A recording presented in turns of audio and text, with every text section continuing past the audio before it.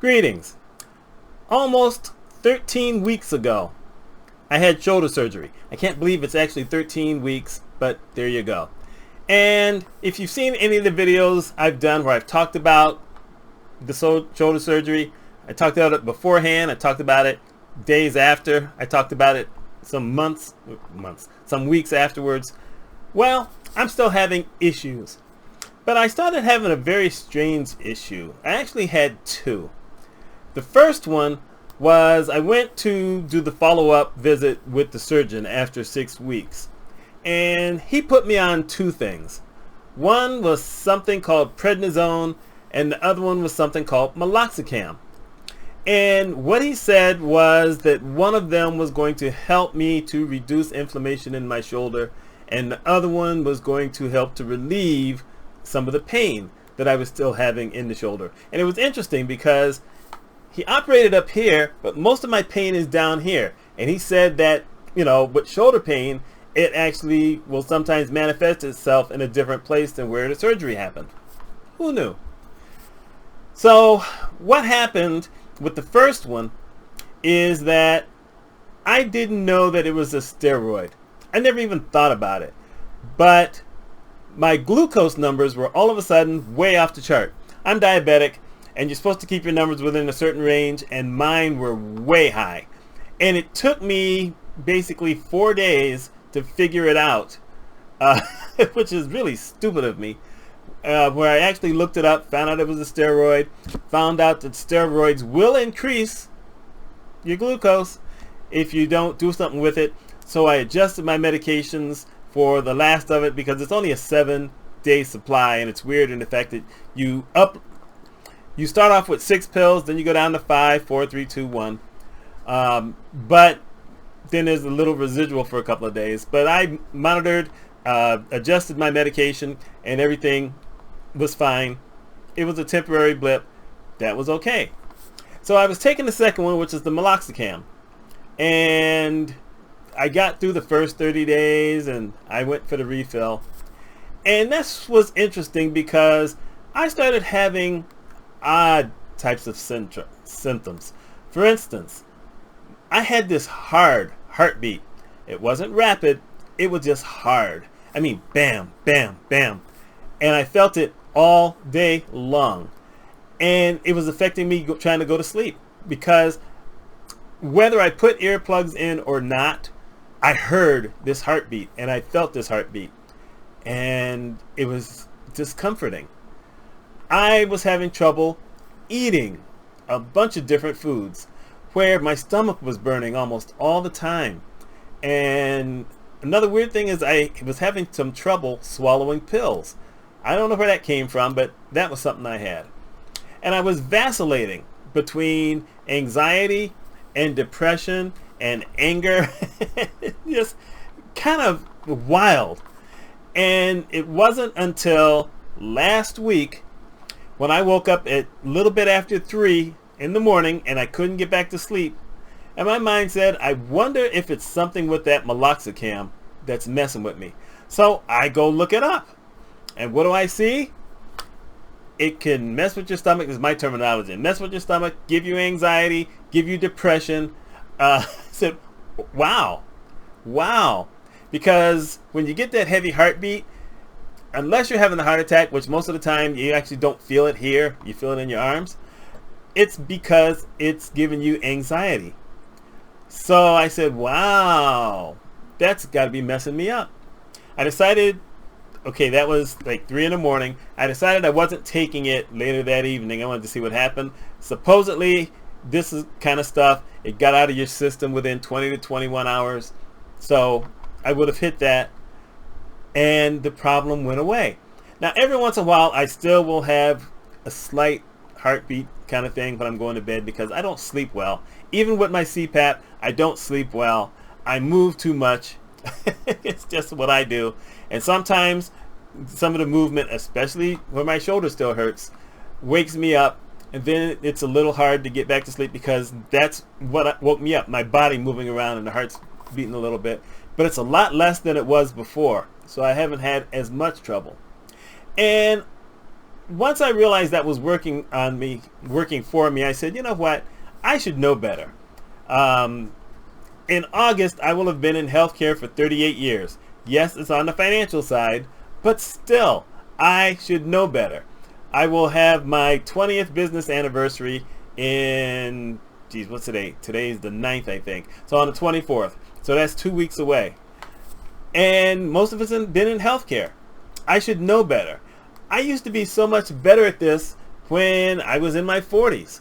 I had issues with different medications when I was diabetic early on, where I went through 5 or 6 different medications until we found one that wasn't giving me hives and wasn't messing with me in any other way.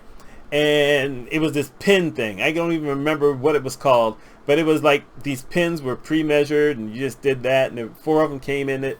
And I was on my wife's insurance plan because she was working for a hospital locally. And then she left that so that she could travel like what I was doing. And suddenly I had to pay these folks $280 for a 4-pin supply that was going to last less than a month. I said, no, that ain't going to happen. So I contacted the Jocelyn Center. I think they have them more than just in New York State. I'm not really sure. I think there's a few of them across the country. And the lady said, try the insulin at Walmart. Didn't even know they sold insulin at the time. So we went there, bought a vial, had to learn how to use, syringes. But I'm under control. And that worked out well. And over the years, I've had other doctors who have given me stuff for temporary relief here and there or to take care of something. And I used to always look those things up when I got home to find out what I was taking. I still took it, except for the battle over taking the high cholesterol medication because I didn't have high cholesterol. And I still take it, even though I still don't have high cholesterol, weasels. But at least I looked it up. And after I, had read this stuff about this meloxicam, I went on Facebook and I just left a quick message. Meloxicam, who has taken it? What has it done for you? Or what has it done to you? And overwhelmingly, most of the people had a problem with it. They had the heart thing. They had the stomach burning. They didn't say whether it was anxiety or depression, but they did say that it affected them other ways. There's a few people it didn't affect, but I think that happens with everybody. I mean, I had both COVID shots and had nothing, but I know a lot of people who were down anywhere from a day to 3 or 4 days of feeling sick, feeling tired because of the shots. So medications affect people in different ways. And it took me back to a video that I did a long time ago where I talked about how family members quite often don't share information when they're sick. They may share it with just an immediate family right there with them, but they don't tell anybody else. So it wasn't until my late 30s when I found out that diabetes ran in the family, and then I got it months later, and Dad had it. And a whole bunch of people on my dad's side of the family had diabetes. And a lot of them also had high blood pressure. My dad's mother, my cousin passed away from it. They all had strokes or aneurysms because of the high blood pressure. And the same thing happened on my mother's side, although fewer of them passed away early. A lot of those folks were able to control it, and a lot of them have lived a good long time. Mom is 83. My grandmother was 90. My great-grandmother was 93. So I've got a chance somewhere along the way. But, families don't tell these things, and then when you find out, sometimes you just go to the doctor and they will tell you something, and then you'll decide whether you're going to take it or not. But very few of us research those things, and we need to research. We need to know what we're putting in our bodies. The same for pretty much everything else. You need to look up ibuprofen. You need to look up acetaminophen.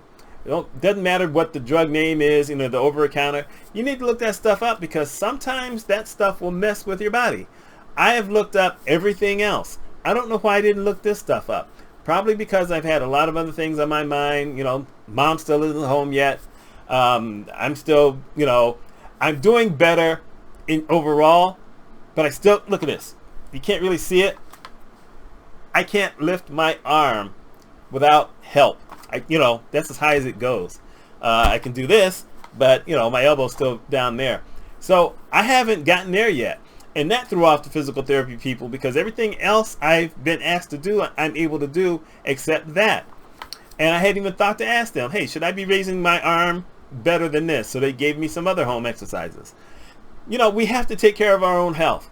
If that means we have to review the medications, we have to review the information that, if they give us things to do, that we do that. If they give us something like that sling that some of you saw when I did the first video, and I had this big old sling thing, and I mentioned how the people at the surgery center did not put it on me properly, so I basically had it on wrong for 3 days until I went to physical therapy. That was a shame. But that's life. You have to do it. You have to check on yourselves. Unless you're married, no one else is going to do it. And truthfully, I'll tell the truth. When I was married, it was always my wife who was saying, hey, did you look up those medications? And I should have known better to look it up, because it was all about me. But she was one of those people who always looked them up. So that's what I'm talking about today. Do y'all look at your medications if you get any? And if you're taking something over the counter, even Metamucil, even those multivitamins, y'all need to read that stuff. Find out what it does to you. My name is Mitch Mitchell. I hope the fan didn't mess with you, but oh my goodness, it's been so humidly hot today. I needed it. Anyway, you take care.